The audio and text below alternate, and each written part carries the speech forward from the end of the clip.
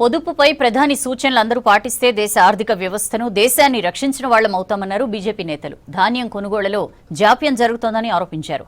అకాల వర్షాలకు ధాన్యం తడిసిపోతున్నా ప్రభుత్వం పట్టించుకోవడం లేదని ఫైర్ అయ్యారు.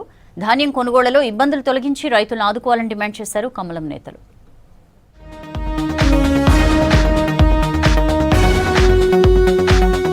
దేశంలో సంక్షోభం రాకుండా ప్రధాని మోదీ చేసిన 10 సూచనలు పాటించాలన్నారు బీజేపీ రాష్ట్ర అధ్యక్షుడు రామచంద్రరావు. హైదరాబాద్ లో ప్రధాని ఎక్కువగా ఆర్థిక కోణంలోనే మాట్లాడారని చెప్పారు. ప్రధాని సూచించిన 10 సూత్రాలపై హైదరాబాద్ రాష్ట్ర కార్యాలయంలో ఆర్థిక నిపుణులు ప్రొఫెసర్ కృష్ణారెడ్డితో నిర్వహించిన అవగాహన కార్యక్రమంలో పాల్గొన్నారు రామచంద్రరావు. 10 సూచనల పోస్టర్ను రిలీజ్ చేశారు. సూచనలు మన ప్రధానమంత్రి గారు మనకి ఇవ్వడం జరిగిందో ఇవన్నీ కూడా దేశ ప్రజలు వాటిని పాటిస్తే మనము దాని మీద తప్పకుండా మనకు దేశ ఒక ఆర్థిక వ్యవస్థని దేశం ఒక భవిష్యత్తుని కూడా మనం కాపాడిన వాళ్ళం అవుతాం. చాలా మంది విమర్శలు చేస్తూ ఉన్నారు. ఇప్పుడు ప్రధానమంత్రి గారు మాట్లాడేటప్పుడు మిగతా దేశాల్లో ఈరోజు పరిస్థితి బాగలేదు. మన దేశంలో ఇంకొద్దిగా మనం ఇంటాక్ట్గా ఉన్నాం. ఎందుకంటే ఫాస్టెస్ట్ గ్రోయింగ్ ఎకానమీ కాబట్టి మనం కూడా పాటించాలి. కేంద్ర రాష్ట్ర ప్రభుత్వాలు ప్రవేశపెట్టే సంక్షేమ పథకాలు ప్రజలకు అందేలా అధికారులు కృషి చేయాలన్నారు ఎంపీ డీకే అరుణ. నారాయణపేట కలెక్టరేట్ లో నిర్వహించిన దిశ సమావేశంలో కలెక్టర్ ప్రియాంకతో కలిసి పాల్గొన్నారు ఎంపీ. అన్ని శాఖల పరిధిలో జరుగుతున్న అభివృద్ధి పనుల గురించి అడిగి తెలుసుకున్నారు. అధికారులు సమన్వయంతో పనిచేసి జిల్లా అభివృద్ధికి కృషి చేయాలని సూచించారు ఎంపీ డీకే అరుణ.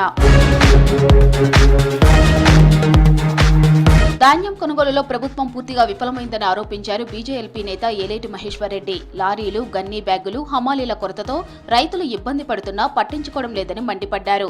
ధాన్యం కొనుగోళ్లపై నిర్మల్ ఆర్డీఓ ఆఫీసు ముందు బీజేపీ నాయకులతో కలిసి ధర్నా చేశారు ఏలేటి. ప్రభుత్వానికి తడిసిన ధాన్యం కనపడటం లేదా అంటూ ప్లక్కార్డులు ప్రదర్శించారు. ఈ రోజు ఈ రాష్ట్రంలో 141 లక్షల మెట్రిక్ టన్నుల వరి ధాన్యం పండిస్తే మీరు కేవలం 90 లక్షల మెట్రిక్ టన్నుల వరి ధాన్యాన్ని కొనుగోలు చేస్తామని చెప్పారు. మరి కనీసం ఆ 90 లక్షల మెట్రిక్ టన్నుల వరి ధాన్యంలో ఇప్పటి వరకు మీరు కొనుగోలు చేసింది 14,28,000 మెట్రిక్ టన్నులు మాత్రమే.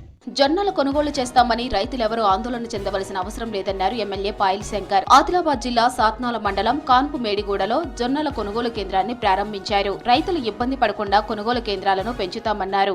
ఎక్కడ ఆలస్యమైతే జొన్న పంట ప్రభుత్వం కొనదేమో ఆ ఆతృత కారణంగా మార్కెట్లలో కొంత రద్దీ ఏర్పడడం, కొంత గందరగోళమైన పరిస్థితి ఏర్పడుతున్నది.